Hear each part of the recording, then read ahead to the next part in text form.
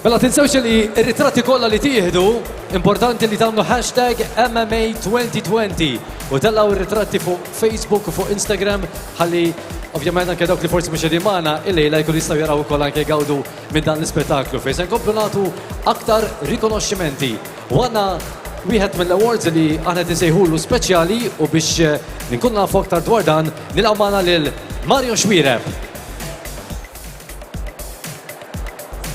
Serata mill-isba hawnhekk qegħdin nirrikonoxxu lit-talent Malti, l-mużika Maltija, lajta nofs il-beħ jgħidu u min jaf kemm it-talent Malti jipprova jippromuovi lil nnifsu sabiex isib ir-rikonoxximent tal-pubbliku Malti u iva kemm jista' jkun anki barra minn Malta. Però aħna llejla se nkunu qegħdin nirrikonoxxu lil xi ħadd illi jippromuovi it-talent Malti. U dan l-award fl-MMAs 2020 huwa rikonoxximent għas-sem fil-promozzjoni tal-mużika lokali. Dan l-award imur lil Tony Sant.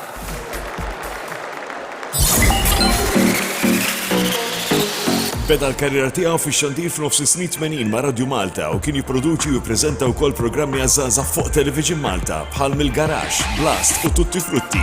Għal bosta snin kien ukoll attiv fix-xena mużikali lokali bħala kantant u mużiċist, inkluż ma' gruppi popolari f'dawk iż-żminijiet bħal Structure u Artwork. Tony Sant kien pionier fl-introduzzjoni tax-xandir fuq l-internet, l-ewwel permezz ta' webcasts u aktar tard permezz tal-podcast imsejħa Mużga Mod Ieħor ma' Tony Sant. L-ewwel poddata f'din is-sensiela ħarġet fl-2005, 15-il sena ilu. Sissa ħarġu mal-575 edizzjoni. Fl-2016, Mużga Mod Ieħor qaleb għal verżjoni video fuq YouTube ħarġu mal-130 edizzjoni f'dan il-format.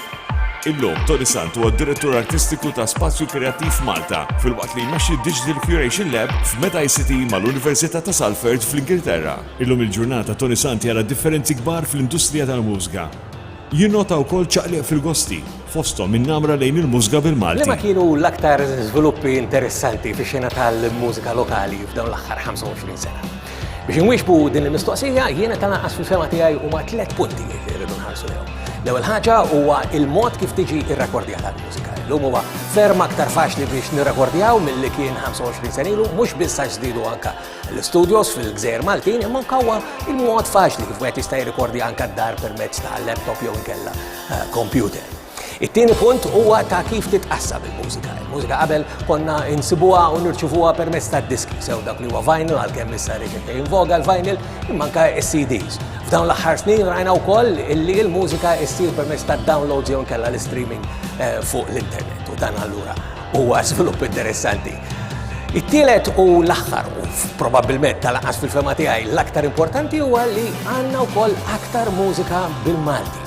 Kant bil-Malti żdied reġa' fl-aħħar snin u b'mod partikolari f'dawn l-aħħar 15-20 sena ix-xena tal-mużika hip hop iddominat f'dan il-qasam, imma mhux biss anke f'ġeneri oħra. Dan jien segwejtu permezz tal-poddati tiegħi ta' Mużika Mod Ieħor fuq tonysant.com fejn żammejt rendikont ta' dak illi kien għaddej u dak huwa kif anke naf kien għaddej f'ħala żviluppi f'dawn l-aħħar 25 sena.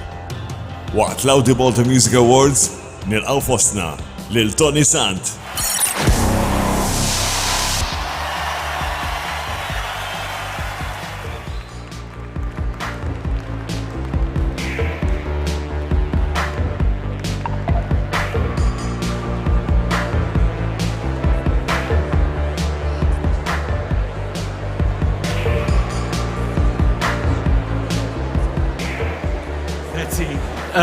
Grazzi ħafna lilkom il-koll.